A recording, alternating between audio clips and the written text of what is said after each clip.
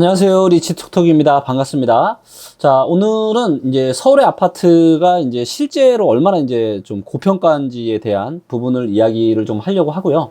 자, 얼마 전에 이제 제가, 이 유튜브에서도 또 제 블로그에서도, 이 지수와 시세의 엄청난 차이에 대해서 제가 말씀을 드렸었습니다. 그래서, KB나 한국감정원에서 발표하는 이 지수 데이터가 있는데, 이 지수는 실제 시세를 제대로 반영을 못하고 있어요. 그러니까 짧게 뭐 1년이나 2년 보면 괜찮은데 10년 이상의 굉장히 오랜 기간을 보게 되면 이게 엄청난 차이가 있어요. 거의 뭐 한 2배 이상의 차이가 있고요. 그래서 저도 그동안은 뭐만 가지고 판단하냐면 시장의 저평가나 고평가를 판단할 때 지수만 가지고 판단을 하였었습니다. 예. 그러니까 실제로 지수랑 시세, 그러니까 지수는 KB나 한국감정원에서 나름 샘플 데이터를 가지고 통계치를 만든 거죠.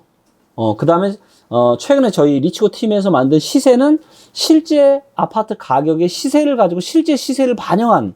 근데 누가 진짜냐? 시세가 진짜죠. 지수는 그냥 샘플인 거죠. 근데 저는 이 두 개의 차이가 그렇게 크지 않은 줄 알았었는데요. 데이터로 확인을 해보니까 너무 차이가 많이 나는 거예요. 그러니까 저 역시도 그동안은 저평가냐 고평가를 판단할 때 지수만 가지고 판단을 했으니까, 즉 샘플만 가지고 판단했으니까 제대로 판단을 못했던 거죠, 저도. 그러니까 지금 부동산 빅데이터를 연구한 저조차도 사실 이걸 제대로 몰랐다라는 거죠. 좀 창피합니다, 진짜. 죄송하고요. 몰랐습니다, 진짜. 근데 이번에 저희가 리치고 모바일을 만들면서 시세 데이터를 제대로 지금 구축을 하고 지금 만들다 보니까 와, 진짜 이게 서울 아파트가 제가 그동안 지수 통계로만 만들었던 저평가보다 실제로는 훨씬 더 엄청난 고평가구나라는 걸 제가 알게 됐어요. 그래서 사실 아파트 가격이 움직이는 거 보면서 이게 2008년보다 훨씬 더 고평가일 것 같은데 좀 그것보다 좀 덜 고평가해서 조금 의아심이 있었는데, 실제 데이터 시세를 만들고 나서 제가 알게 되었고요. 당연히 이제 빅데이터를 연구한 저도 지금 이런 것들을 얼마 전까지 몰랐는데, 이런 것들을 알고 있는 사람이 누가 있겠어요? 대한민국 거의 없을 겁니다. 대부분은 그냥 시세 지수, KB나 한국감정에서 발표하는 지수를 가지고 이거를 여러 가지 통계 작업을 할 거거든요. 왜냐면 시세를 한다라는 거는, 이거는 개인이 하기 굉장히 힘든 거예요. 대한민국 모든 아파트를 평형대 가격을 또 산출을 해서 그거를 집산해서 다 해야 되는데, 세도에서 감안해서 해야 되는데, 이거 사실 하기 힘들거든요. 자, 그래서 언제일지 확신할 수는 없지만 서울 아파트에 만약에 대세 하락 구간이 시작이 된다라면 그 하락의 정도는 매우 클 것으로 예상이 됩니다. 왜냐하면 산이 높은 만큼 골이 깊겠죠. 그렇죠? 그리고 버블이 큰 만큼 그 후유증도 굉장히 클 것입니다. 이거는 뭐 이미 어떤 투기와 투자의 이런 역사에서 많은 그런 사례들이 증명을 하고 있는 거고요. 자, 그러면 실제 데이터와, 그러니까 실제 데이터로 지수랑 실제 시세랑 얼마나 차이가 나는지를 실제 데이터를 보면서 확인을 좀 해보도록 하겠습니다. 자, 그리고 먼저 이제 KB 지수로, 그러니까 KB에서 발표하는 지수, 매주 발표하는 지수나 월간 지수 가지고 처분 가능 소득 대비한 저평가 인덱스를 보도록 하겠고요. 그리고 왜 PIR 데이터, 즉 소득 대비한 주택 가격의 데이터를 만들 때 그냥 소득이 아닌 왜 처분 가능 소득으로 만드는지는 요 글을 보시면 되고요. 유튜브에도 얼마 전에 내용이 올라갔죠. 그래서 지금은 세금을 굉장히 2017년 중순 이후부터 세금을 많이 떼고 있습니다. 2018년부터. 그래서 지금 보시는 것처럼 세금으로 많이 떼니까 세후소득이 이렇게 많이 급격하게 감소를 하고 있고, 그래서 보시는 것처럼 처분 가능성이 아예 멈췄습니다. 거의 멈췄고요. 자, 그래서 요게 뭐냐면 요게 그동안에 보여드렸던, 그리고 리치고 팀에서 매월 만드는 월간 그 시도별 전망 리포트에서도 말씀드리는 그 소득 대비한 아파트 가격이 얼마나 비싸냐. 그래서 서울이 보시면 2007년, 8년이 이렇게 비쌌고, 그 다음 14, 15년이 쌌고, 그 다음 최근은 다시 이렇게 빨개지고 있고 굉장히 높아지고 있다. 그래서 이제 얼마 안 남았다. 머리 꼭대기까지. 이런 말씀을 제가 드려왔잖아요. 그리고 실제 뭐 리치고 시도별 전망에서도 이런 이야기를 제가 했었고, 그리고 실제로 시장의 저점과 고점을 알아맞추는데 상당히 이게 이 데이터가 맞다라는 게 보여지잖아요. 서울은 굉장히 이때가 7년, 8년 고평가, 14, 15년 바닥, 그 다음에 지금 다시 고평가.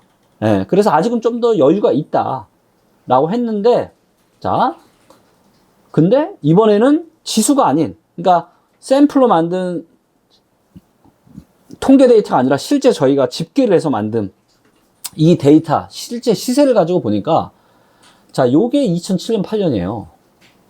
그리고 14, 15년이었고요. 근데 비슷한데, 최근 보니까 어때요? 예, 이때가 지금 퍼가 한 19가 좀 안 됐거든요, 19가. 근데 지금 얼마나 24.3입니다. 아, 퍼가 아니라 PIR. 예, 그러니까, 서울의 지금 소득 대비한 서울의 아파트 가격은 역사적으로 지금 가장 지금 고평가다. 엄청나게 지금 비싸다. 예, 너무너무 비싸다라는 거죠. 그렇기 때문에 지금 산이 매우 높고, 산이 높은 만큼 골이 굉장히 깊어질 수 있다. 그런 말씀을 좀 드리고 싶은 거고요. 자, 어떠세요? 지수로 본 저평가랑 실제 시세로 본 저평가가 엄청나게 차이 나죠? 그죠? 저도 완전 충격이고요. 네, 저도 완전 충격이고요. 지금 과거에 서울 아파트 시장이 고점을 찍었던 2007년, 8년의 처분 가능 소득 대비한 저평가 수준이 그때 18.7이었는데 지금 24.4입니다. 즉 2007년, 8년보다 지금은 30% 이상 고평가가 되어 있는 거죠. 자, 그래서 지금은 서울의 아파트는 처분 가능 소득, 즉 실제 내 통장에 꽂히는 소득 대비해서 역사상 가장 고평가 구간에 있는 상황입니다. 예, 그 어떤 때보다 가장 고평가 상황이 있고요. 과거 고점보다 30% 지금 더 오버슈팅 되어 있어요. 자, 그리고 이거는 여러분들 제가 카더라 이런 게 아니라 이거는 팩트입니다. 팩트. 그냥 있는 그대로를 데이터로 제가 보여드린 거예요.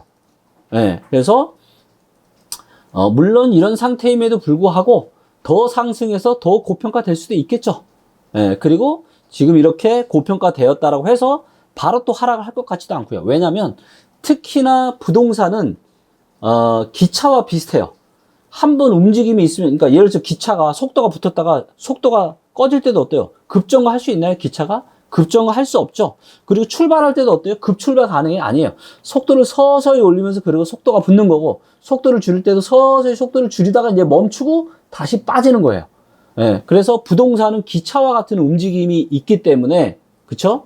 그래서 고평가 되었다라고 해서 바로 급락, 하락, 급락이 발생할 경우는 뭔가 이제 주가 급락으로 인해서 뭔가 그런 상황이 발생해야 아파트 시장이 급락이 오는 거고요. 그렇지 않다면 서서히 이제 줄어드는 거죠. 그래서 이제는 서서히 서울 아파트라고 하는 기차가 지금 서서히 속도가 줄어들 수밖에 없는 그런 상황에 지금 오고 있다. 그래서 제가 지속적으로 말씀드려오다시피 서울 아파트 시장은 2020년, 21년을 기점으로 지는 해다. 제가 작년 말에도 이야기했잖아요. 예, 지는 해다. 그리고 지는 해니까 22년이나 23년서부터는 본격적인 대세 하락이 시작을 이제 한다라는 거죠. 그래서 본질적인 가치 대비해서 너무 고평가되어 있고, 그리고 한국의 경제 펀더멘탈은 갈수록 안 좋아지고 있습니다. 그래서 어쩌면 정말로 일본처럼 잃어버린 20년까지는 아닐지 몰라도 2020년대에 서울 아파트 시장에서는 상당한 하락 기공과 하락폭이 나타날 수도 있다.